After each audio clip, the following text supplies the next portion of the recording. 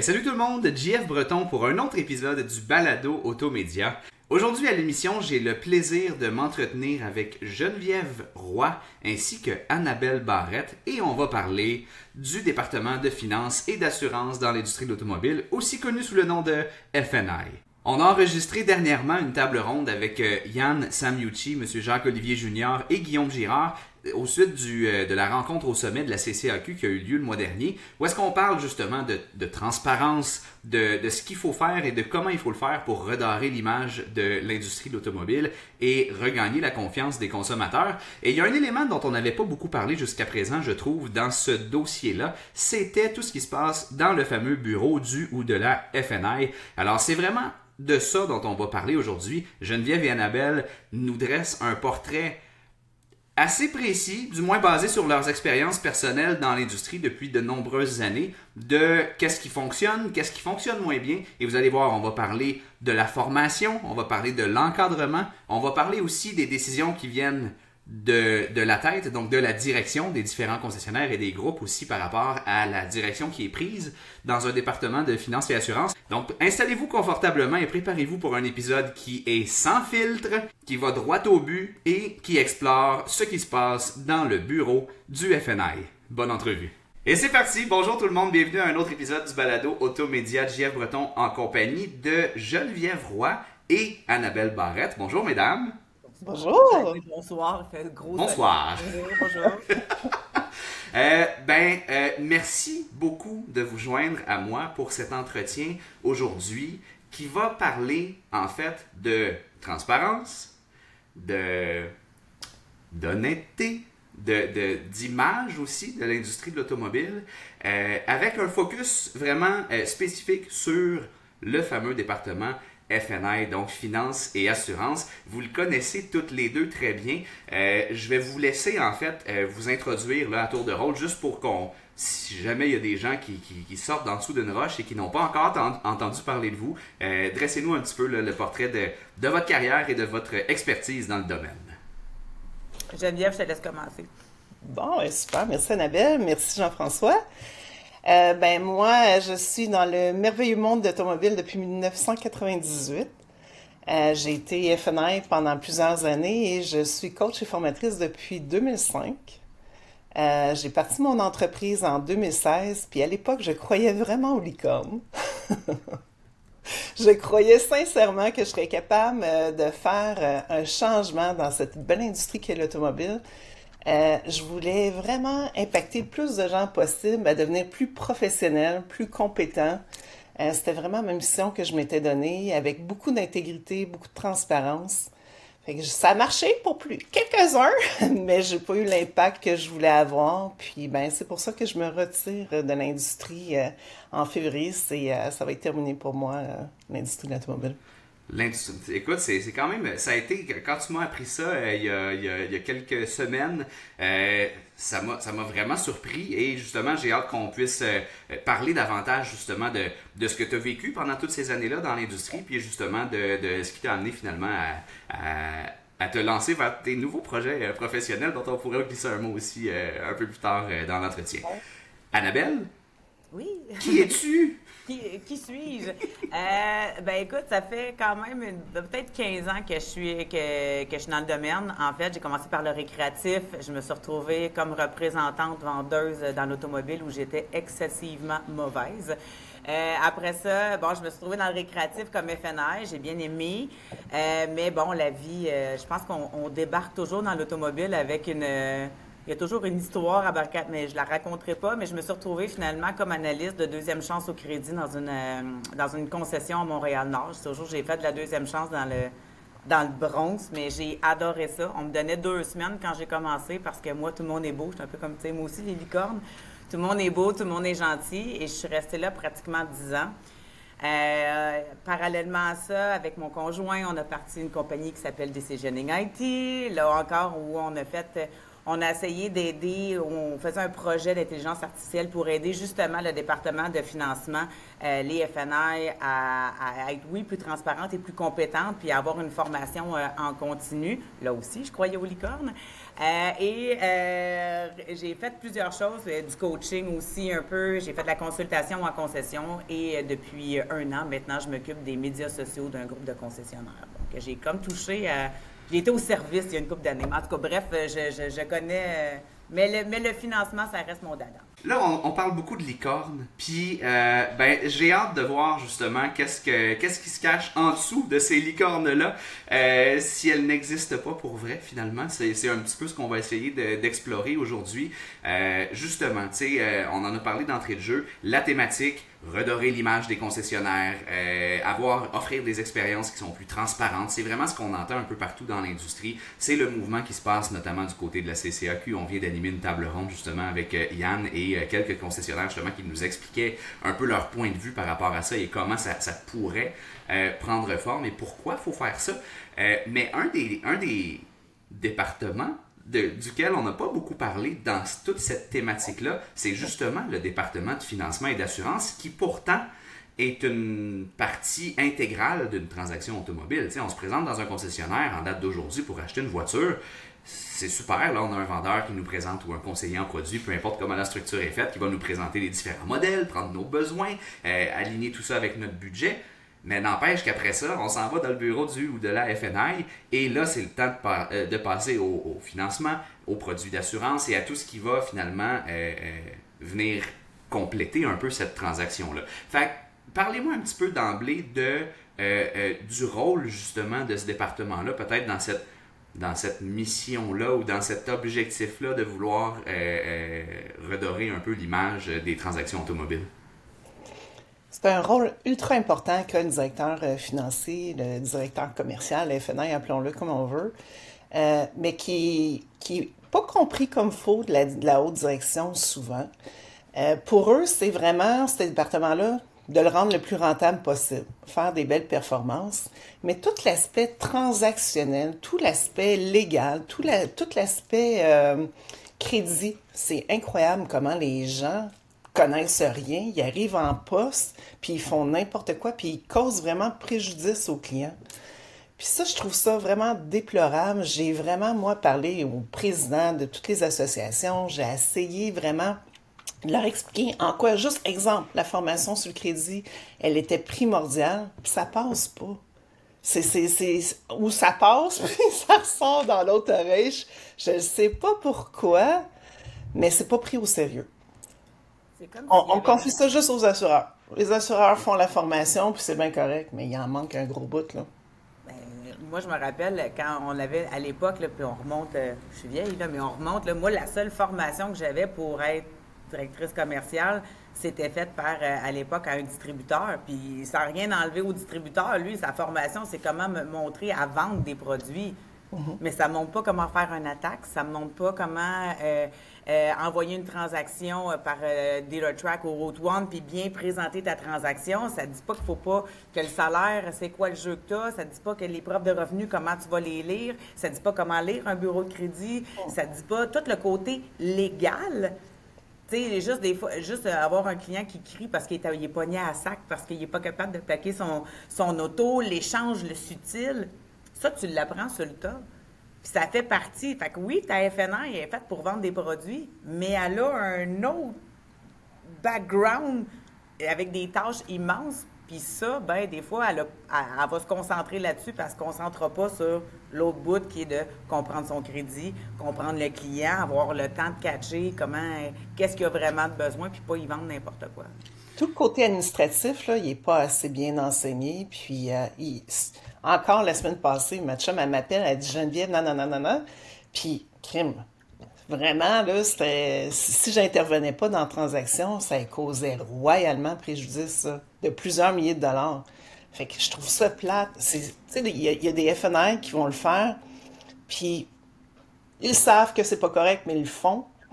Mais il y a des FNI qui ne savent pas ce qu'ils font. Puis c'est ça que je trouve déplorable. Ceux qui savent pas ce qu'ils font, ben les autres aussi, encore plus déplorables, là. Quand tu décides de mal travailler, c'est pas bien le fun, là. Non, c'est ça. Fait que dans le fond, de ce que je comprends, il y a vraiment un enjeu de formation et de compétences, justement, qui semble assez omniprésent. Et sur le dernier point que tu viens de soulever, il y a aussi, dans certains cas, peut-être un enjeu, justement,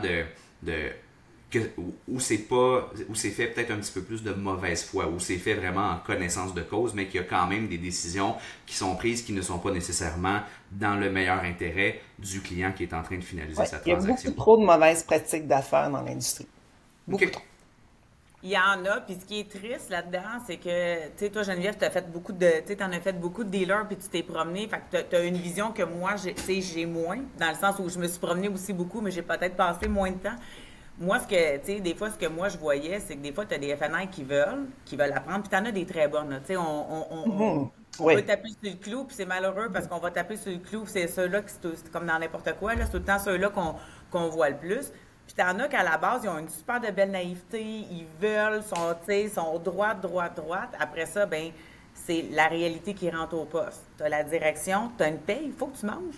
Tu sais, on a beau dire des fois que toutes les FNR font 400 000 par année, je pense pas que c'est tant la réalité non plus. Fait que, tu sais, t'as une pression de performance, t'as une pression, toi, qu'il faut que tu fasses ta paye. Fait qu'à un moment donné, ben c'est là où, quand t'es pris comme ça, c'est peut-être là que tu prends peut-être pas les bonnes décisions ou la décision la plus éclairée. Tout le monde est Mais pour des la fois, c'est vertu, qu'ils se puis à un font moment donné... corrompre. Tu sais, des fois, ils se font corrompre. Ils peuvent rentrer droite. Plus, c'est exemple, un FNI fait un truc qui est pas correct. Tu sais, je l'ai entendu tellement de trucs pas corrects. Puis là, il se fait dire par le dirigeant, ben là, toi, tes chiffres sont là, puis lui, ses chiffres sont là. Oui, mais regarde, qu'est-ce qu'il fait? C'est pas grave. Moi, je vais avoir tes chiffres là. Fait qu'il va se mettre à faire n'importe quoi, souvent, hein. Moi, je disais tout le temps, quand je rentrais en concession, puis je demandais toujours, et je connaissais la réponse, mais c'était juste pour le faire réaliser, c'est qui ton ou ta meilleure FNR? Il va tout le temps te sortir son plus payant. Pas celle qui n'a pas de chargeback, pas celle que t'as peur si l'OPC rentre ou l'AMF, tu vas te cacher en arrière de ton bureau. Tu comprends? Tu peux être très, très, très performante puis être très droit, puis il y en a, là. C'est Ouais. les bébites que j'appelle, là. Puis t'en as plus qu'une aussi. Malheureusement, souvent, les ultra performants ont souvent été associés à des mauvaises pratiques, puis il y a peut-être une raison aussi, peut-être pas toutes, mais il y a quand même... Puis c'est ça. Fait que quand tu as une pression qui vient de ta paye, de la direction ou de l'environnement. L'environnement Les aussi. vendeurs, là, moi j'adorais mes vendeurs, mais il y en avait des fois qui poussaient le bouchon, là. Ils pressent le bouchon, il est approuvé. Puis des fois, ils font de l'anti-vente. Souvent, dans une concession, tu as le vendeur et le FNR, c'est un peu un mythe, mais pas tant, que ça s'entend pas. Parce que là, des fois, tu as même le vendeur qui a peur d'envoyer son client au bureau de la méchante FNR. Je veux dire, déjà, le client, même si la fille est super cool, ou le gars, en tout cas, le FNR est super cool, le client ne se sent pas sécure parce qu'à la base, il a mal été transféré. Fait que c'est sûr que la perception, après ça, des gens de notre magnifique département, ils ont super gros confiance aux vendeurs. Ça fait 4 heures qu'ils passent avec. Puis là, le vendeur, quand il dit, là, tu vas rencontrer Annabelle, là, mais là, je te le dis, prends rien. Ça se fait, là. À Fait que l'intérieur le de client la même pas- concession, il y a déjà une crainte. Donc, il arrive déjà un peu sur la défensive. Puis, on s'entend, il y a déjà des gens qui vont arriver sur la défensive de par ce qu'ils ont déjà vécu ou de par ce que le beau-frère leur a raconté. Mais là, en plus, à l'intérieur même de la concession, il peut y avoir des cas où est-ce que, justement, on vient renforcer un peu cette Puis des fois, avec crainte-là. raison, malheureusement, Jean-François, tu sais, des fois, là, les FNR, ils ont été pris en flagrant délit à faire des trucs pas le fun. Fait que là, ben, tu sais, à pousser un produit quasiment dans la gorge du client. Fait que là, ils sont obligés de patauger avec ça à livraison, puis ils aiment pas ça. Fait que oui, il y a quand même vraiment pas une super bonne synergie, mais t'as aussi comme des directeurs d'usagers, des fois, qui vont demander de faire des trucs pas catholiques à l'EFNI, là. Ou des directeurs de neuf, ou même des propriétaires. Un vendu une job, celui-là, il n'a pas passé à 40 000, mais il 72 000 de revenus. Kashi fait ça. Je suis comme, oh my God. Ça, je suis plus capable d'entendre des histoires comme ça, moi. C'est quand même, c'est quand même quelque chose. Est-ce que, justement, je vous le disais en pré-entrevue, tu sais, vous avez un bagage exceptionnel dans ce département-là. pas moi. Fait que, allons-y dans le très concret, là. Quels sont, là, tu viens d'en nommer quelques-uns, mais parlez-moi exactement d'exemples concrets de pratiques qui peuvent être problématiques, dans le fond. Qu'est-ce qui se passe? C'est quoi les... Tu sais, quand on dit ne pas nécessairement respecter les meilleurs intérêts du client et ainsi de suite, c'est quoi dans le concret? Comment on fait ça dans un département FNI, justement, qui irait peut-être à l'encontre des bonnes pratiques, mettons? Annabelle, veux-tu y aller dans le crédit, puis je vais y aller dans le reste? Ouais, ben oui, parce que moi, le côté, il faut savoir là, que le côté première chance au crédit, j'appelle ça des FNI de type normal. Moi, je l'ai moins connu parce que moi, ce que je faisais, puis ce que j'ai beaucoup vu, ce que j'ai beaucoup coaché, c'est ceux qui font ce qu'on appelle du one touch, donc du crédit spécialisé. On va chercher une préapprobation avant, on regarde le crédit, et ensuite de ça, on choisit le véhicule en fonction de l'approbation avec le client. C'est sûr que moi, dans le DNA où je viens, moi, j'ai toujours dit à mes clients, je vais te vendre la vérité avant de te vendre un char. Moi, j'ai été élevée dans cette culture-là. Le groupe pour lequel j'ai travaillé avait cette culture-là. J'ai encerclé dans tous mes dossiers le coût d'emprunt, le taux d'intérêt, le terme, bon. Puis, on analysait le bureau de crédit. Le client qui n'a pas de permis, puis que, je sais pas, moi, il fait en bas de 30 000 puis qui est en bas de 25 ans, moi, je sais très bien que je peux pas l'envoyer à telle banque. Fait que je le travaille pas là parce que tu veux pas brûler ton client au niveau du crédit. Parce qu'il y a cette portion-là aussi. Les mauvaises pratiques, ça peut être quoi? Ça peut être de cacher le taux d'intérêt, mais en même temps, il faut que le client... Tu sais, il y a une responsabilité que le client aussi doit être au courant. Il a le droit de poser des questions, là. Fait que, tu sais, dans la deuxième chance au crédit, je te dirais que les mauvaises pratiques, c'est quoi? C'est de dire au client, mettons qu'il y a du, je sais pas moi, du 24 % d'intérêt, puis de dire, OK, bien, dans un an, c'est sûr que je te refinance un autre char. Je vais te avoir une équité négative. Ah non, non, moi, tu vas le racheter au même montant. C'est correct de dire au client, écoute, si je te change ton véhicule dans un an, oui, je baisse ton taux d'intérêt, mais oui, tu vas avoir une équité négative, là. Ton char a déprécié, tu n'as pas payé plus dessus. Tout se dit, mais des fois, je pense que les gens ont comme... Fait que là, le client, lui, s'attend dans un an à avoir un meilleur taux d'intérêt en faisant juste ses paiements de char, en ne changeant rien de ses habitudes, parce que c'est ça qui s'est fait dire. Fait que c'est là, des fois, que ça... tu sais, il y a eu des pratiques dans le temps, l'assurance de remplacement. Je suis obligé de venir acheter ici. Il cochait l'option 1. Oui, OK, vas-y. Mais tu sais, je veux dire, le client, s'il a bien été servi, il va revenir. Tu peux lui faire signer qu'il a le droit d'aller racheter où il veut, là, tu sais. Fait que dans la deuxième chance au crédit, je te dirais que les mauvaises pratiques, selon moi, c'est soit de vendre un mauvais véhicule, déjà à base, mais ça passe pas dans le département, de ne pas divulguer le terme, le taux d'intérêt, puis de ne pas mettre ça clair, déjà, et ou de mentir sur sa demande de crédit. Le client, s'il fait 30 000 par année, là, souvent en deuxième chance au crédit, on va demander les preuves de revenus, là, règle générale, mais il y a quand même des exceptions. Si tu le sais qu'ils ne te demanderont pas les preuves de revenus, puis tu le mets à 60 000, le paiement qu'ils vont te redonner, là, il va être élevé. Sauf que le client, il fait quand même bien juste 30 000 par année. Fait que là, d'y mettre un paiement au client qui n'est pas capable de se permettre. Après ça, à part là, vraiment des mauvaises pratiques, moi, je pense que ce qui manque beaucoup, puis je t'aime bien, je te laisse aller après, là, mais il y a un manque d'éducation énorme par rapport au client. C'est correct de se faire dire « Ah, me l'a pas dit, je le savais pas », mais tu as signé à 49 endroits. Tu sais, à un moment donné, moi, j'ai encerclé le coup. Tu sais, je te le dis, là, moi, j'étais intense, là, peut-être, là, mais d'un autre côté, parce que je voulais pas qu'un client m'appelle et dise, surtout quand tu es en deuxième chance au crédit, il y a quelque chose de plus émotif, là. Je veux pas que sa femme, mettons, mais qui arrive à la maison, elle sente que j'ai essayé de traverser quelqu'un. Tu comprends? Ça reste qu'il y a une responsabilité de la FNR d'expliquer c'est quoi la réalité.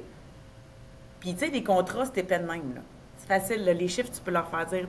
Quand tu es habile, là, tu peux leur faire dire n'importe quoi, tu peux parler vite, tu peux mettre de la pression, ce que je trouve pas correct, puis tu vas avoir un comeback de toute façon. C'est pas ça que tu veux. Fait que de prendre le temps, des fois, juste de l'expliquer, mais il y a aussi là, un autre 50 % que les clients doivent prendre un 2 minutes puis apprendre à poser des questions. Rendu là, s'ils posent des questions puis la FNI amende, là, c'est la FNI qui n'est pas correcte. Mais si le client ne pose pas de questions... Tu sais, c'est ça. Fait que, c'est ça. Fait que entre mentir et omettre, bien, le client a quand même aussi, je trouve, une responsabilité de poser les bonnes questions. Je me suis écartée, hein? J'ai pas répondu. Écoute, ben non, écoute, super intéressant. Puis c'est vrai que jusqu'à un certain point, En fait, comme dans n'importe quoi, hein, à partir du moment où un consommateur prend une décision financière ou prend une décision justement d'investir sur quelque chose ou justement de contracter un prêt et quoi que ce soit, ben évidemment que oui, je pense qu'il y a une certaine... C'est le mensonge qui est pas correct, tu comprends? Ouais, c'est ça. Moi, je pense, moi, je suis de la culture que tout se dit. Ouais. Ta garantie, elle coûte combien? Elle coûte 2400. Hey, c'est cher, hein? Ben, c'est cher, oui, mais c'est ça que ça vaut. Voici ce que ça comprend. Mais tu sais, moi, là, je suis un consommateur. Je m'apprête à faire un move qui ne sera pas nécessairement une bonne décision financière pour moi, mais qui sera payante one time pour la personne qui va conclure la vente et le produit. Tu me le dis-tu ou t'encaisses le chèque?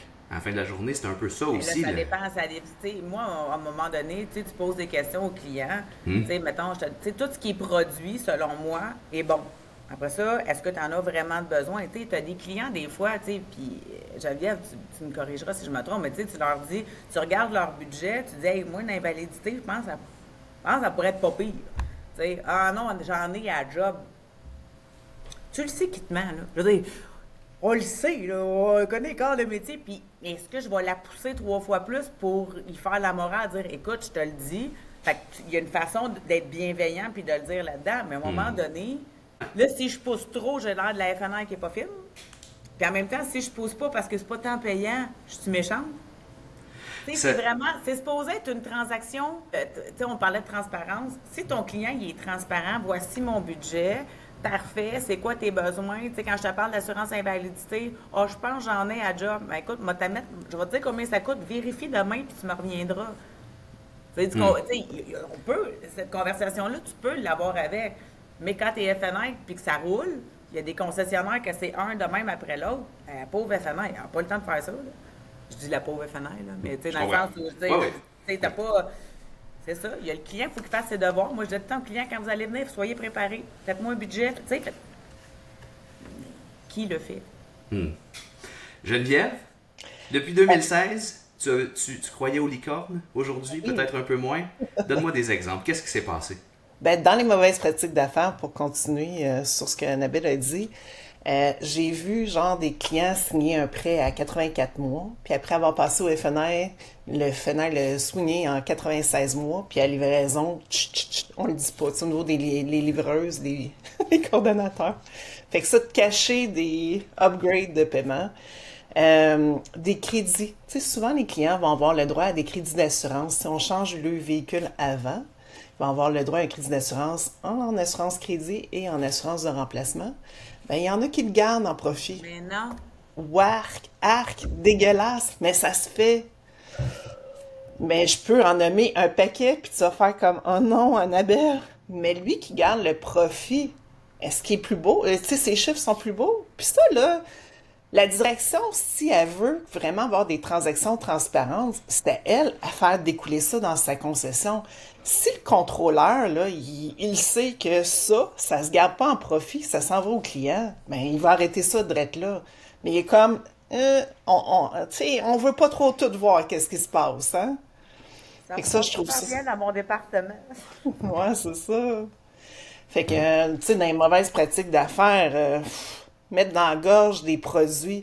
Encore il y a un mois, à peu près, un autre de mes amis, il me dit, la FNR, elle m'a dit, parce que mon ratio d'endettement était élevé, il y a des immeubles à revenus, puis il y a full stock, elle m'a dit que l'assurance crédit était obligatoire. Comme, moi, je viens de Bourgogne, je fais comme, comment ça, en 2024, on fait encore ça?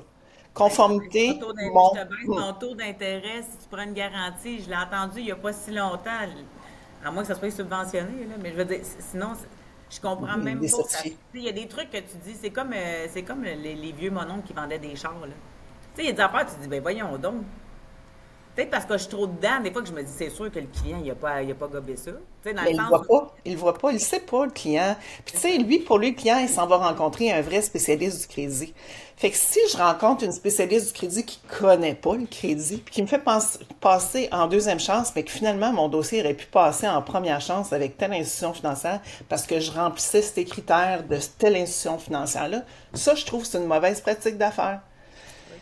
Des mauvaises pratiques d'affaires, il y en a tellement des tonnes, des tonnes. C'est incroyable, Jean-François.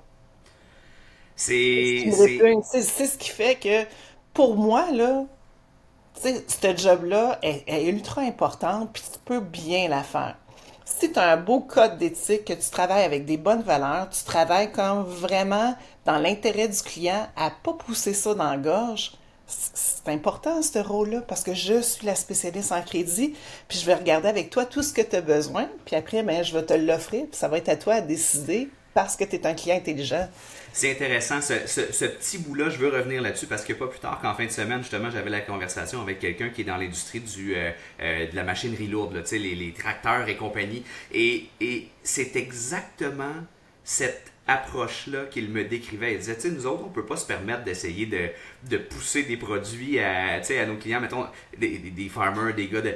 Il dit, non, ils viennent s'acheter un tracteur, là, on leur dit que telle assurance existe puis que tel produit existe une fois. Si elles veulent, ils apprennent. Puis si elles veulent pas, on n'en parle plus. C'est terminé. Il y avait vraiment cette approche-là de zéro pression puis zéro enjeu justement de devoir jusqu'à un certain point justement upsell si on veut, si vous me passez l'anglicisme, là, puis aller chercher des ventes additionnelles dans le département. Tu as des clients qui sont... qui sont, je veux pas dire le mot intelligent, c'est pas ça, mais mettons, éduqués sur comment, mettons, acheter un prêt, puis tu sais, ben, acheter un prêt, le prêt, ils vont prendre le temps de le lire, tu sais, puis ils vont poser des questions. C'est pas la majorité. Fait que, tu sais, pour moi, avoir un directeur commercial qui va prendre le temps de l'expliquer, tu sais, sans le pousser, mais en même temps, de prendre le temps de l'expliquer, tu sais, parce que des fois, le client, ah non, ils entendent le mot assurance, puis déjà, là, ça fait comme là, j'en veux pas. Fait que là, des fois, c'est juste de faire une blague, dire, je sais que le mot assurance ou garantie prolongée, ça fait peur. Là, on va en rire, on va la démystifier. Voici ce que c'est, parce que tu as des gens, là, tu veux pas pousser, sauf qu'en même temps, le client va te dire non tout de suite, puis il va le regretter, il peut le regretter 3 mois après, parce que bon, là, tu lui as pas expliqué comme il faut ou tu lui as pas mis de pression. Tu sais, la ligne, elle est très, très mince entre je mets de la pression, je te l'explique, puis je te le réexplique parce que je sens que tu n'as pas compris ou que je pense que dans ta situation, c'est important, puis tu n'es pas là pour juger, mais tu sais, il y a des fois où, même si tous les produits ne seraient pas payants, mettons que ça serait tout égal, il y a des choses que je pousserais plus à certains clients parce que ça fait 4 heures que tu jases avec, tu sais que c'est sa deuxième perte totale, petite assurance de remplacement, ça ne sera pas mauvais. Il y a 4 enfants, il y a de la misère à arriver. Bien, peut-être que l'assurance vie, ça enlèverait une partie si jamais il y avait... Tu sais, Fait que le produit comme tel est pertinent, est bon, est intéressant, oui. Puis selon le cas du client, ben justement, il y a des produits qui ont véritablement Par une contre, des fois, il y a valeur trop de pour le profit. client. Puis ça, là, c'est comme je tiens à le dire. Tu sais, il y a des FNR qui vont vendre des garanties qui couvrent presque rien, genre un moteur de transmission 6 mois, que la couverture maximum que le client peut réclamer 2500, donc un coûtant 200-300, vraiment pas grand-chose, puis qui vendent ça 5000. Passe pas dans mon livre à moi. Comment tu peux vendre un produit ce prix-là quand ça vaut vraiment pas ça? Mais tu sais, On est là pour faire de l'argent. Il n'y a pas de trouble. Tu sais, c'est un département, tout le monde. Il n'y a pas une entreprise que je connais qui n'a pas besoin de faire du profit. Mais ça, c'est de l'abus. Et ça, là, est-ce que tu vois que ça évolue? Parce que ça fait quand même plusieurs années. Hein? On a parlé justement d'entrée de jeu du parcours que tu as eu dans cette industrie-là. Est-ce que ça a évolué dans le sens où est-ce que c'est de plus en plus présent? Est-ce qu'il y en a de moins en moins? Ou c'est une ligne bien droite, bien stédée depuis On le des voit avec le décennies? rapport de l'AMF, Jean-François. C'est pas pour rien là, que les directeurs commerciaux perdent le droit de vendre l'assurance crédit de l'assurance de remplacement. Les profits sont énormes. Tu sais, quand on regarde des assurances crédit à 60-65% de profit, même année, elle vaut quoi, cette couverture-là? Oui, mais est-ce que c'est pas de la faute du FNR? Ça vient Non, pas de ça. C'est la direction. exact. Puis de l'industrie en général. Je veux dire, quand tu as un distributeur ou, tu sais, whatever, ils font des plans de paye ou, tu sais, des plans de rémunération, la FNA, il n'y a rien à voir là-dedans. Là. Ben, Dans le sens où moi, mettons, tu me dis que faut que tu sais, que moi, quand je calcule, je sais pas, une assurance crédit, ça coûte tant. Ben, je peux pas jouer avec le prix, moi, ça coûte tant. Fait que, tu sais, il y a des profits qui sont faits, puis que je vais être rémunéré aussi dessus, mais je veux dire, je n'ai pas le pouvoir d'aller voir le... Oui, bonjour, Annabelle. Ben, Annabelle, au niveau des garanties, il y en a beaucoup qui ont comme la latitude, à mettre le profit qu'ils veulent. C'est sûr que nous, tu sais, la deuxième chance au crédit, Ah, tu c'est pas vois, pareil. C'est pas Moi, ce que pareil. j'aime dans la. Tu sais, autant que. Tu sais, moi, j'étais une fille en automobile qui faisait de la deuxième chance au crédit mettons, il y a 10 ans. Je te dirais que dans les soupers de famille, c'était pas mal moi qui étais sur le bûcher, OK? Parce que moi, je suis la méchante qui finançait à des gros taux d'intérêt, puis c'est correct, je l'assumais très bien, puis je trouvais que je le faisais bien aussi. Mais je trouve que de financer quelqu'un en deuxième, c'est plus intelligent et plus éthique, limite, que de financer quelqu'un en première chance au crédit. Je t'explique. Plus le taux d'intérêt y est élevé, Jean-François, moins je fais d'argent. Ça veut dire à cause de la ristourne. Fait que moi, là, comme FNI, là, mon client, je veux pas qu'il ait 24. Je vais te faire les téléphones là, pour essayer de l'upgrader pour qu'il y ait un meilleur taux d'intérêt. Tu sais, tu comprends? Même si je le fais par conviction, ça reste qu'au final, en plus, j'ai un anane. C'est Fait que moi, pour aligné. l'ex- Ben, C'est ben oui. aligné. Et ça, je pense que là, tu viens. Écoute, il y a une clé là, là. Si. Puis corrigez-moi, là. Hein? Moi, je lance des théories, là, mais ce que j'entends là, c'est que si l'intérêt financier de la personne et de l'entreprise qui vendent et proposent les produits et l'intérêt du client, on arrive à les aligner un peu plus, il y a peut-être quelque chose à faire, là. Ça se C'est juste peut-tu? que concrètement, tu sais, comme je te dis, tu sais, puis c'est pour ça que, tu sais, des fois, ah, c'est bien, tu fais de la. Tu sais, c'est comme si, puis c'est correct, là, puis il fallait que puis je l'expliquais aux gens, tu sais, mais à mes clients surtout, mais c'est pas parce que je te finance à du 29 que je fais plus d'argent. La troisième chance au crédit, c'était même pas payant. Tu sais, je le faisais pour les reflipper, genre dans 2 ans, le temps qui, tu sais, pour avoir des références, pour, tu sais, pour avoir un roulement. Mais techniquement, sur la PIN, la troisième, c'était pas payant. Mais là, le monde, il pense que le taux d'intérêt il est élevé, donc je fais plus d'argent. Ce qui est en deuxième, on parle juste de deuxième, là, ce qui est totalement faux. Fait que moi, j'ai tout le temps travaillé plus fort pour avoir une meilleure approbation. Le client, il est content. Mon boss est content, puis je suis contente. Fait que, tu sais, tout le monde y avait. Pour les garanties, puis mettons, les prix des véhicules, il y a quand même un certain contrôle de la banque. Tu peux pas pousser 20 000 produits dans ta transaction parce que la banque, elle contrôle un certain pourcentage pour être sûr que le client, tu sais, si jamais on va saisir le véhicule, qu'il n'y a pas juste des produits non remboursables dessus. Tu sais, la banque ne le fait pas par générosité et de gaieté de cœur, elle le fait parce qu'elle veut pas perdre d'argent si jamais elle va saisir le véhicule, mais ça reste que pour le client, avec certaines institutions bancaires, je ne pouvais pas vendre, mettons, une garantie plus que tel prix, puis il fallait que j'envoie mon cost pour Il y a être plus de sûr que contrôle en deuxième, oui. en Puis crédit moi, spécialisé puis en c'est ce alternatif. que moi, tu sais, il y a d'autres trucs de pas le faire en deuxième, mais c'est ce que moi, j'ai toujours aimé de la deuxième. C'est que j'avais l'impression que tu travaillais, même si oui, je faisais donc des gros taux d'intérêt, là, mais pour moi, je le travaillais tabarouette pour le client. Qu'en première, où est-ce que c'est un peu plus, j'ai l'impression, puis tu sais, ça a l'air plus le free for all de ton bord. Bien, encore là, ça dépend de la direction. Il y en a des bonnes directions, mais tu sais, mon constat après 27 ans, là, peut-être 10%. 10%, maximum 20% qui travaillent bien. C'est Hey, j'ai fou, une là. question, Geneviève. Ça Est-ce que fait tu as pas. l'impression que c'est différent en région? En région, ça travaille mieux en général parce qu'ils se revoient, puis ils veulent être fiers, ils veulent être capables de saluer leurs clients, puis ils ont de la misère avec des mauvaises pratiques d'affaires, là, en manquant d'éthique, ils sont pas bien là-dedans. Mais en ville, c'est pas toujours beau. Puis les groupes s'en viennent vraiment, tu sais, il y a de plus en plus de groupes. Quand j'ai commencé dans l'industrie, c'était peut-être 30% des dealers qui appartenaient à des groupes. Là, c'est quoi? 80%, 70-80% des groupes? Ouais, et ça, en croissance, ça augmente, ce chiffre-là augmente année après année. D'ailleurs, on peut voir l'information dans le fameux bottin des groupes, petite plug ici. Je me passe sur la palette, j'en profite. Mais donc, Les oui, groupes, c'est ça, il y a qu'est-ce cette qu'ils veulent? Les transformation. groupes veulent de l'argent. Tu sais, c'est vraiment le bilan, combien j'ai. Mais à un moment donné, il faut repenser à... Tu sais, quand on travaille dans une belle intention avec son client, quand on met notre focus sur, moi, je vais m'assurer de trouver des bons clients, les rendre fidèles, de faire en sorte qu'ils vivent une belle expérience chez nous, une expérience incroyable, pour qu'ils puissent comme revenir sans inquiétude, pour qu'ils puissent me référer à d'autres clients. Fait que si ça, là, c'est comme mon but premier versus mon but premier, c'est de faire de l'argent, ça se passe pas pantoute pareil, les relations avec les clients, autant de vos vendeurs, directeurs, etc.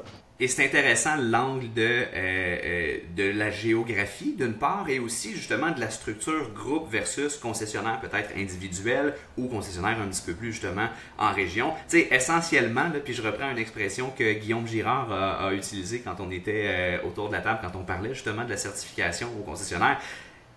Il dit, c'est moi, personnellement, là, quand je m'en vais à l'épicerie, en fait, j'habite dans le coin. J'ai une concession, puis j'habite à côté. Fait que quand je vais faire mon épicerie en fin de semaine, puis je croise un client, là, ça me tente pas d'être obligé de changer d'aller.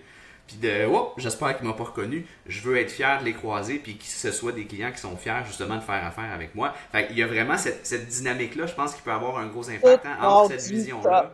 Tout part du haut, Jean-François, tout part des valeurs de vraiment ce que la haute direction veut avoir. Est-ce qu'elle veut avoir juste l'argent ou elle va avoir des belles expériences? Mais moi, j'en ai, tu sais, c'est sûr que moi, je suis très proche aussi des concessionnaires. Ben, je suis très proche. J'en vois beaucoup des concessionnaires en région avec des CGNing IT, puis c'est vrai qu'il y a une mentalité qui est, ben, que moi, je trouve le fun parce que justement, tu sais, ils vont à l'épicerie, tu sais, même si des fois, ils font partie d'un groupe, je trouve qu'il y a une unité, tu sais, souvent, c'est 2 vendeurs, une FNI, tout le monde se parle, tu sais, il n'y a pas... la FNI, elle veut pas, elle non plus, trop pousser parce qu'elle aussi, elle va la même épicerie que le boss. Tu comprends, tu sais? Fait que ça, moi, je trouve ça, tu sais, puis c'est peut-être moi, mais je l'ai vu peut-être l'évolution dans les 5 dernières années. Il y a je trouve que dans les FNI, en tout cas, moi, ils m'appelaient de plus en plus souvent pour travailler des dossiers. Fait que, tu sais, moi, mettons, j'ai tout le temps dit, un FNI qui m'appelle tout le temps, puis qui me demande, là, mon client, il y a telle affaire, là, j'essaie de décortiquer, c'est quoi déjà telle affaire sur le bureau de crédit? Ben pour moi, ce que ça me dit, c'est que c'est une bonne FNR. Elle cherche, elle appelle, avant de tu sais, fait que si elle est curieuse, elle veut le faire. Tu sais, il y a eu des temps, des fois, un petit peu plus morts, donc ils ont peut-être plus le temps aussi, des fois, de travailler des dossiers. Fait que, tu sais, moi, des dealers de région, je pense que des fois, on gagnerait peut-être à apprendre un peu de ça. D'un autre côté, on n'a pas la même réalité à Montréal. Puis il y en a quand même des bons concessionnaires, je pense, à Montréal aussi. Mais c'est excessivement dur d'avoir le contrôle sur ce qui se passe aussi dans ton département. Quand la porte est fermée, à moins d'être filmé, là. Puis, moi, ils savent, Annabelle. Je suis pas d'accord. Je suis pas d'accord qu'ils le savent pas. Ils savent. Ça ressort tout le temps au niveau du contrôleur, au niveau des clients à livraison, au niveau... Ça ressort. Fait qu'il y a des... Ben oui. Mais moi, j'ai déjà vu, tu sais, puis il y a des histoires... Tu sais, moi, j'ai déjà fait... je faisais de la formation, je n'aimerais pas la concession. Puis il y a un client qui est fâché, et il est pas content, puis là, il appelle, puis puis elle me l'a pas dit, puis elle me l'a pas dit. Puis tout était filmé dans cette concession-là. On a ressorti les tapes. Elle l'avait dit. Ah oui, il y a des fois des clients, c'est les clients, les problématiques. C'est clair, c'est tellement rendu... Tu sais, puis on parlait que, mettons, les vendeurs automobiles, on arrive donc 50 sur 50 dans les métiers, puis il y a des raisons aussi pour lesquelles ça arrive. Puis les FNR, j'imagine même pas où qu'on est. Là. Mais la liste, elle ne doit pas être assez basse. Mais d'un autre côté, ce que je trouve dommage, c'est qu'on met souvent l'accent sur les mauvais coups, moins souvent sur les bons coups. Fait que le client, avant même d'avoir connu une mauvaise expérience, il est déjà sur le gun. Il est déjà... Il nous haït déjà avant de rentrer. Ben, pas nous haït, là, mais j'en ai proposé, Annabelle, des solutions pour faire en sorte que la perception des gens soit meilleure. Puis ça commençait par un constat. OK, on va faire un examen sans question au niveau des FNR. On va aller voir c'est quoi. Est-ce que c'est comme je pense, comme ou pas? C'est quoi leur niveau de compétence? Autant au niveau des connaissances, autant au niveau compétences. Il y avait moyen de faire un bel examen, mais non. Non, ça passe pas. C'est tellement contrôlé. En concession, dans le fond, ils n'étaient pas ouverts à faire cet exercice. Ben, moi, j'ai parlé plus au président des associations. Ah oui, ok. Fait que dans le fond, là, juste... Puis je veux qu'on tombe dans les pistes de solutions tout de suite après. Mais juste avant, parce qu'il faut quand même terminer avec une note d'espoir, n'est-ce pas? Tout n'est pas... C'est pour ça que j'ai mis ma blouse verte. Il y en a quand même des licornes, là. C'est juste que c'est ça, il faut se rendre, tu sais. Mais avant d'aller là, si on résume, là, au niveau de la... Tu sais, on a creusé, on a nommé des exemples, on a parlé de différents trucs qui tournent peut-être pas tout le temps très rond. Les sources, donc, si on résume au niveau des sources principales, qu'est-ce qui fait qu'on en est là aujourd'hui? C'est quoi la cause du problème? On a parlé de formation du personnel, on a parlé du rôle de la haute direction, hein, de ce qui part d'en haut, tu l'as mentionné Geneviève. P-plan, structure d'incitatif, structure peut-être même d'incitatif au niveau des produits puis des institutions, au niveau des ristournes par rapport au taux d'intérêt puis tout ça. Si on englobe tout, là, les causes principales qui font en sorte qu'on n'a pas le niveau de confiance et justement je pense que c'est ça, de confiance du client, c'est quoi? Par rapport au département commercial, là, oui. Il faut vraiment que les propriétaires arrêtent d'avoir peur de cette bébête-là qui est le département commercial. Il faut qu'ils s'impliquent plus. Là, c'est incroyable comment tout ce qui est formation est laissé aux assureurs. Puis les assureurs, ils font une très belle job à expliquer leurs produits, la conformité, mais est-ce qu'ils vont expliquer comme tout le transactionnel? Est-ce qu'ils vont expliquer le crédit? Annabelle, c'est toi qui es en concession, là. Est-ce que tu vois, est-ce que tout ce qui est transactionnel, c'est formé par les assureurs? Tout ce qui est crédit, c'est formé par les assureurs? Tout ce qui est développer une posture d'excellence, une posture d'excellence, tu sais, un beau savoir-être. Est-ce que c'est travaillé par les assureurs? Il y a tellement de choses à travailler, mais on laisse comme ça aux assureurs. OK, tu t'occupes d'engager, de congédier, de former. Est-ce que c'est assez? Tu sais, c'est sûr que il y a toujours, après ça, nous autres, on avait, à l'époque, puis c'est encore comme ça, nous, on a formé beaucoup à l'interne. C'est-à-dire qu'on avait un système qui faisait que quand tu avais des tops, qui savaient à peu près tout faire, puis bon, qui avaient prouvé leur... parce qu'il y en a qui apprennent sur le tas, il y en a qui font des formations aussi supplémentaires, tu as des gens qui font ça depuis des années, fait que tu vas chercher aussi beaucoup de... Fait que nous, on avait ce système-là, qui est quand même un bon système, mais qui n'est pas nécessairement... c'est pas partout qu'ils l'ont. Importable. Moi, c'est ça, tu peux pas le faire partout. Tu sais, tu as deux solutions. C'est soit que tu mets un ordre là-dedans, tu sais, dans le sens où un ordre, là, comme il y a l'ordre des ingénieurs, il y a l'ordre des chiro, puis en tout cas, whatever, avec des examens, mais pas des examens avec les réponses que tout le monde se passe, là, mais tu sais, vraiment, puis tu sais, je dis ça, puis je les ai faites, tu sais, c'est pas tout mauvais, là, mais t'as pas le temps.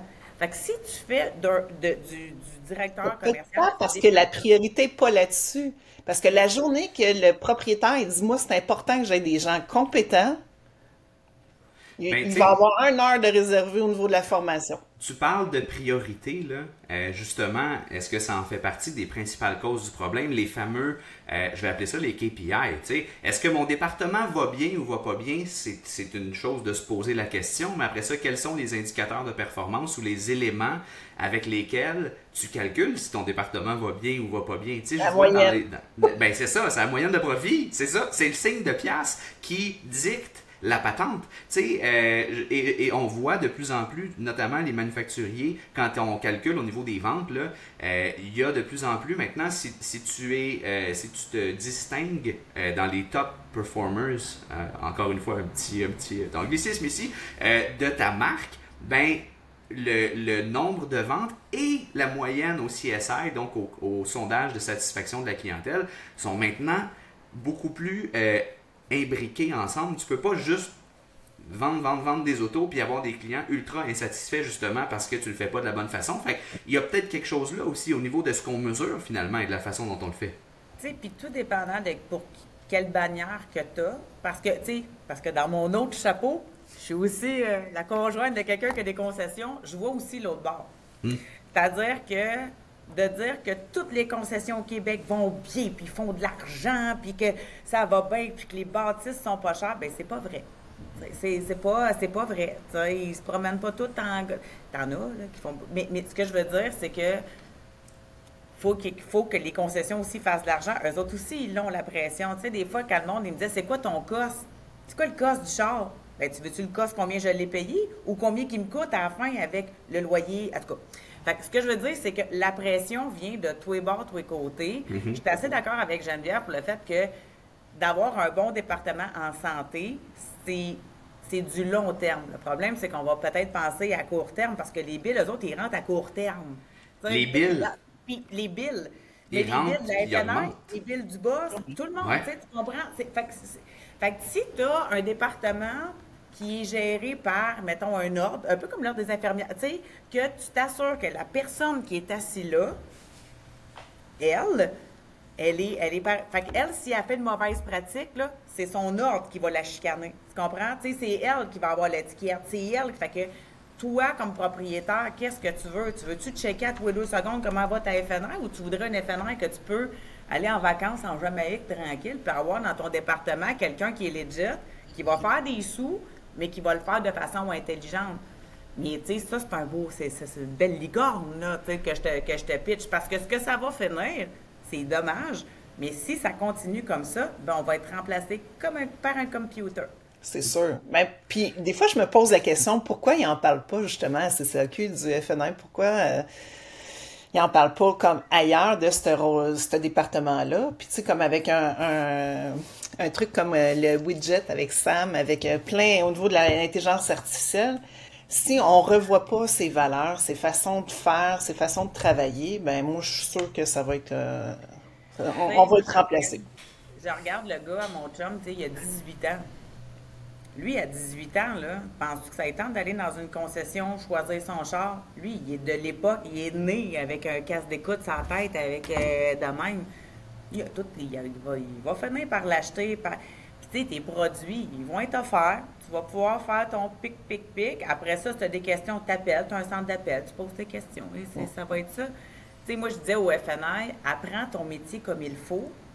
Apprends-les. Il faut que tu saches tout faire.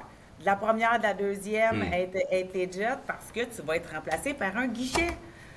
Les guichets automatiques qui ont remplacé les caissières qui faisaient juste, genre, donner de l'argent, genre, oui, mettre des comptes à jour. Il y en a encore des caissières. Mais c'est des tabarouettes de top caissières qui sont là, qui savent tout faire. Ce que le guichet fait pas. Est-ce que ça va être bon pour le client? Non, par exemple. Si on est remplacé par des machines, pas du tout. Ben, c'est ça ma question, justement, parce que là, on parlait tantôt de... Tu sais, on a parlé de la formation du staff, mais on a aussi parlé du fait que les clients ont un certain nombre de devoirs à faire, puis un peu de recherche, puis d'un peu connaître leur situation, puis de quel produit serait effectivement avantageux et pertinent pour eux. Là, je comprends que selon l'endroit où je vais, je peux ou pas recevoir des bons conseils à cet égard. Mais mettons là, qu'il y a un humain qui a mes intérêts à cœur et qui me donne les bons conseils, ça a quand même une valeur versus moi qui comprends pas trop c'est quelle case que je devrais cocher parce qu'il y a tellement de choix, puis je sais pas trop dans le fond qu'est-ce que je devrais prendre puis qu'est-ce qui est pertinent. Par exemple, avec le véhicule que je m'achète. Tu sais, si je m'achète une Allemande de luxe d'occasion, ça se pourrait que ça vaille la peine de prendre une garantie, là, parce que ça se pourrait que ça coûte cher, mais qu'elle rentre au garage, mais que j'y pense pas en ce moment. Donc, ça, il y a une valeur ajoutée si les choses sont faites correctement. Vraiment. Oui. Oui, puis c'est le but ultime. Le problème, c'est quand il y a de l'humain, il y a de l'hommerie. Il y a de l'humainerie. Bon, moi, j'aime les dire, il y a de l'humainerie. Ouais, c'est ça. Donc, piste de solution. On a parlé... je suis content que tu aies amené, Annabelle, le point du fameux ordre professionnel, ou en tout cas, peu importe comment on pourrait l'appeler. Ils en ont parlé notamment à la rencontre au sommet. On a fait beaucoup le parallèle avec l'industrie du courtage immobilier, hein, qui a passé un petit peu par ces mêmes étapes-là, ce même processus-là dans les dernières années, et justement où, par exemple, il y a de la formation continue obligatoire, où justement, il y a cette association, cet ordre-là qui prend les plaintes des clients, justement, qui regarde les pratiques et qui est en mesure aller jusqu'à, dans le fond, retirer le permis de pratique d'un courtier. Tu sais, il y a des dents derrière ça aussi. C'est bien correct. Je veux dire, les mauvais FNI, le problème, c'est qu'on en garde. Je veux dire, tu le sais qu'il n'est pas bon ou qu'il n'est pas bonne, puis que tu as des plaintes, puis tout. Ben, pourquoi tu la gardes? Tu sais, c'est ça le problème. Puis, tu sais, là, on va tout le temps mettre ça sur le dos de. Il n'y a plus de staff, mais je trouve ça le dos large de ce temps-là, les petits staffs, là. Bien, parce qu'elle est payante. Ben, c'est ça. Tu sais, fait que, il y a une responsabilité à l'industrie, au directeur, puis au FNI qui essaie de faire. Tu sais, si tu n'es pas d'accord avec une pratique, là, il n'y a pas personne qui te tord un bras, là. Tu as le droit de partir ailleurs aussi, là. Tu sais, il n'a pas du gain, c'est dans tout, là. Tu sais, puis c'est. Mais ils se sentent pognés des fois, Annabelle, les FNI, j'ai parlé à tellement... Je ne dis pas que c'est facile, là, je te dis juste que, tu sais... Puis il y en a plusieurs qui quittent l'industrie, malheureusement, parce qu'ils sont plus capables de voir certaines choses. Hein. Ben, c'est sûr que quand tu es dans un poste où, justement, tu as une pression des pairs, hein, de travailler d'une certaine manière, et que tu as aussi des attentes d'en haut de travailler d'une certaine manière et de livrer un certain nombre d'objectifs financier, crème, c'est pas évident là, de justement mettre ton pied à terre puis ouais, moi c'est pas de même je vais faire les affaires, je veux offrir une belle expérience à mes clients, puis je veux être transparent, puis oui, je vais te rentrer moins d'argent, mais tu vas voir, mes clients vont être contents. C'est peut-être pas un speech qui est aligné justement avec les valeurs de l'entreprise. Moi, je l'ai trouvé je l'ai prouvé à maintes reprises avec mon club élite pour experts, Oui. qu'on peut avoir des super belles performances, mais en étant vraiment correct, là, en étant totalement éthique, là. Fait que ça se fait, mais ça va prendre vraiment, je m'excuse, hein, mais ça va prendre des couilles.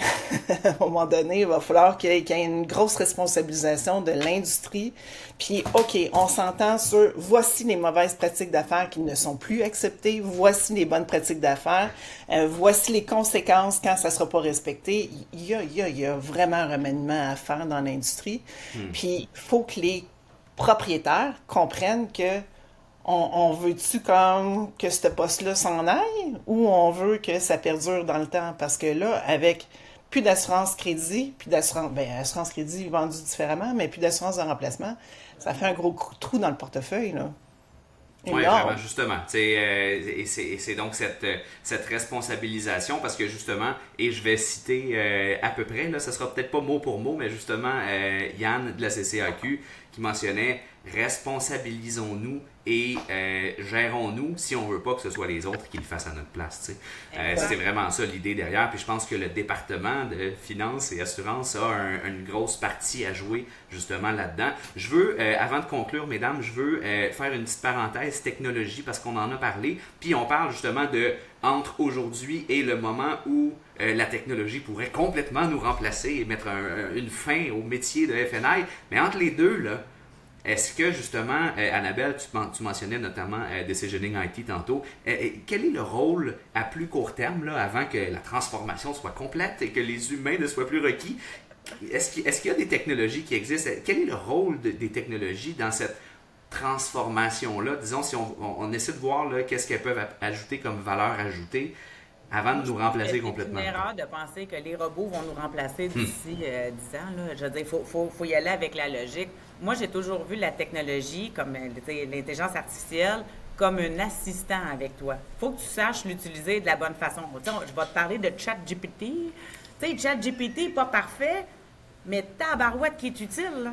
Moi, j'allais sur mon téléphone, je viens pour écrire. Oh, je me rappelle plus comment ça s'écrit. Attends, j'ai une formulation de phrase. Tu sais, je m'occupe des médias sociaux. Si j'avais pas de ChatGPT, je serais malheureuse. Tu comprends? Sauf que moi, c'est une conversation que j'ai quasiment. C'est que, tu sais, hey, j'aimerais ça faire telle affaire. Fait que pour moi, le crédit, c'est la même chose avec la technologie que nous, on a essayé de développer, que ce soit avec Lucie ou avec Sam.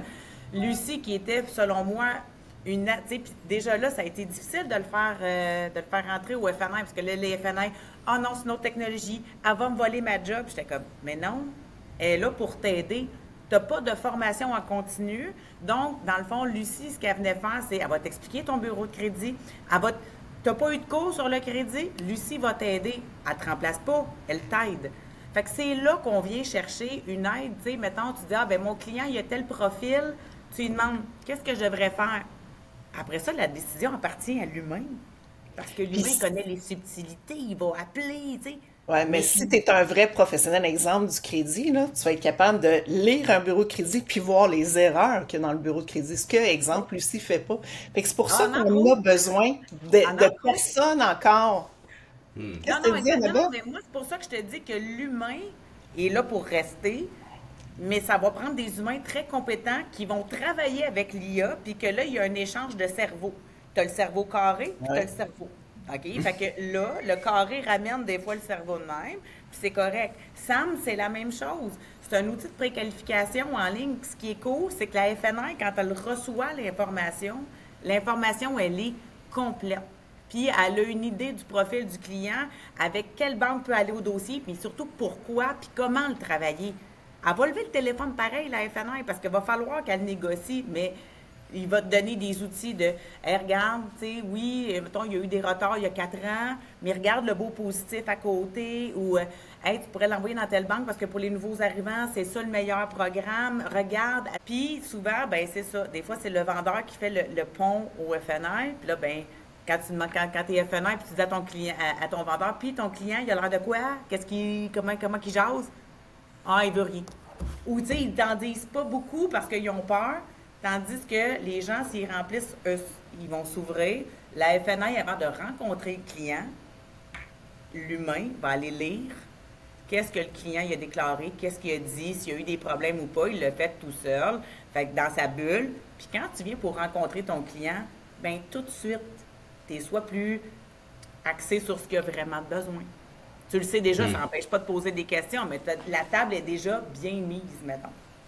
Fait que pour moi, l'intelligence artificielle, ça vient aider, ça ne remplace pas, mais ça vient de donner, puis tu sais, de la formation en continu, non, c'est pas vrai que tous les concessionnaires, pour l'instant, vont en donner. Fait que si tu peux te servir de l'intelligence artificielle pour avoir au moins une portion ou de l'aide, oui, là, je suis d'accord. Ça pourra venir donner une base, autrement dit, là. Geneviève, comment tu vois l'évolution dans les prochaines années de ce département-là, de ce morceau de la business-là qui est quand même, on en parlait d'entrée j'ai de jeu. mis vraiment ma blouse verte parce que je souhaite le meilleur pour l'industrie. Pour vrai, je souhaite que l'industrie se réveille. Puis qu'elle se prenne en main. Nous, on offre encore à l'Académie Rachel qui fait les formations pré-emploi qui sont incroyables, sont ultra complètes. Fait que l'Académie ne meurt pas. Moi, j'ai juste décidé de me tasser de ça parce que je me suis réveillée au printemps cette année complètement désalignée avec les valeurs de l'industrie en me disant je serai jamais capable d'arriver là où je veux. Il y a trop, tu sais, je me fais mettre des jambettes par tellement de monde qui disent non, non, non, tu peux pas faire de formation ici, c'est mon client. Je suis comme, voyons, je m'en viens pas pour voler ta place. En contradiction. Hein? Comme si tu allais en contradiction. Ben oui, Colin. Parce qu'on n'a pas jasé, moi, Geneviève. C'est tellement plate parce que je travaille d'une façon ultra éthique, ultra intègre. Puis là, on s'en va même des fois compter des mensonges sur moi en disant elle n'a pas le droit de donner des formations, elle n'a pas de certificat de conformité de l'AMF. Je suis comme what the fuck, il n'existe pas de certificat de conformité de l'AMF. Pourquoi vous inventez des histoires de même, tu sais? Tout ce que je veux, c'est que les FNI soient des professionnels, des vrais professionnels, autant en crédit, autant en vente, autant au niveau transactionnel, qu'on soit perçu, vu, reconnu, perçu par les gens comme des spécialistes éthiques des finances et des assurances, tu sais. Mais voilà, il y a beaucoup de bâtons dans les roues dans mon cas, fait que j'ai fait, OK, allez-y, amusez-vous. T'en sens-tu amère? Un peu? Non, parce que j'ai tout fait ce que je pouvais, Annabelle. J'ai l'impression, tu sais, d'avoir tellement offert de contenu, avoir tellement parlé de mes valeurs, d'avoir tellement voulu rendre cette industrie-là meilleure. Puis bon, j'en viens pas à bout. Puis à un moment donné, tu sais, c'est moi qui puis aligner avec tout ça. Fait que je m'en vais ailleurs, puis c'est tout, là. Tu as eu quand même, à travers ces années-là, même si l'industrie au complet n'a pas encore évolué de la façon dont tu l'imaginais peut-être, ou de la façon dont tu aurais espéré l'amener, tu as eu quand même des victoires, tu as vu du beau aussi, puis tu en as parlé tantôt quand tu disais, écoute, c'est pas la majorité, là, mais tu nous estimais un 10 à 20% quand même d'endroits où il y a vraiment d'excellentes pratiques et tout ça. Parle-nous-en un peu. Puis en même temps, je veux finir ça avec peut-être des conseils en même temps pour s'il y a des gens qui écoutent ça et qui disent ouais, je pense que ça pourrait être pas pire. Tu sais, je serais intéressé du moins à voir qu'est-ce que je peux faire différemment, qu'est-ce que je peux faire de mieux, comment ça se passe, quelles sont justement les bonnes pratiques, puis qu'est-ce que les gens peuvent changer aujourd'hui là, pour prendre le premier pas, disons, dans cette direction-là. Ben, premièrement, comme ouvrir ces horizons, que je reçois une formation, mais il y a d'autres choses qui s'offrent à moi. Fait que le club élite que je suis en train d'offrir, puis j'espère que quelqu'un va vouloir prendre le relève de tout ça, mais je les vois à chaque semaine. Mais finalement, on a commencé en septembre, puis je vois déjà des transformations majeures. Fait que je les regarde, puis je suis comme « wow! » Fait que j'ai encore comme tellement d'étoiles à coacher les gens, à faire en sorte qu'ils deviennent, tu sais, comme meilleurs que... J'espère qu'à un moment donné, il va y avoir plus de monde, mais je trouvais ça tough, le développement des affaires dans l'industrie. J'avais vraiment l'impression qu'il n'y avait pas beaucoup de gens, puis peut-être que je me trompe, mais j'ai l'impression qu'il n'y a pas beaucoup de gens qui voulaient devenir meilleurs, qui voulaient passer à un stade de vrais professionnels, d'experts. Puis c'est ça. Fait que j'espère que les gens vont ouvrir les horizons, que les propriétaires vont voir qu'il y a d'autres choses aussi, qu'on peut faire d'autres choses pour rendre le département meilleur. Et quand même rentable. Hein, tu le disais tantôt, oui. t'en as vu là, des... Peut-être un petit peu moins. Tu sais, c'est sûr que je serais pas capable de rivaliser avec quelqu'un qui a une petite garantie qui vend ça 5 000, là, comme j'ai dit tantôt. Je serais pas capable de faire des affaires de même. Jamais, jamais. Je serais pas capable de me regarder dans un miroir. Fait que, mais il y en a qui, c'est ça, ils veulent pas le voir. Fait qu'il y a de l'avenir si l'industrie se réveille enfin. J'ai une de mes coachs pour entrepreneurs qui me dit, Geneviève, t'es trop d'avance. C'est comme, laisse-le aller. On en parle. Ouais, c'est ça. Ah ouais. Ouais. C'est dans mes façons de faire, tu sais, moi j'enseigne vraiment, on pousse pas ses ventes, on fait en sorte que ce soit le client qui achète, tu sais, de la vente en judo mental, comment s'y prendre pour arriver au lieu de aucune manipulation, mais plus l'art de l'influence, comment on peut faire en sorte que les gens soient contents de leur achat, qu'ils savent qu'est-ce qu'ils ont acheté, puis qu'ils l'ont fait en toute connaissance de cause. Fait qu'il y a plein de choses qui peuvent être réalisées. Il suffit juste que en haut, ça le veulent. Parce que j'en ai des FNR à qui j'ai parlé qui disaient je veux le faire le club élite, puis ils en ont parlé le boss, puis il n'en était pas question qu'ils le fassent. Puis c'était même les FNR qui disaient je vais la payer ma formation. Non, non, non, non, de telle formation, de telle. Non, non, non. Fait que non. Ça, je trouve ça tellement dommage. Ça me lève le cœur.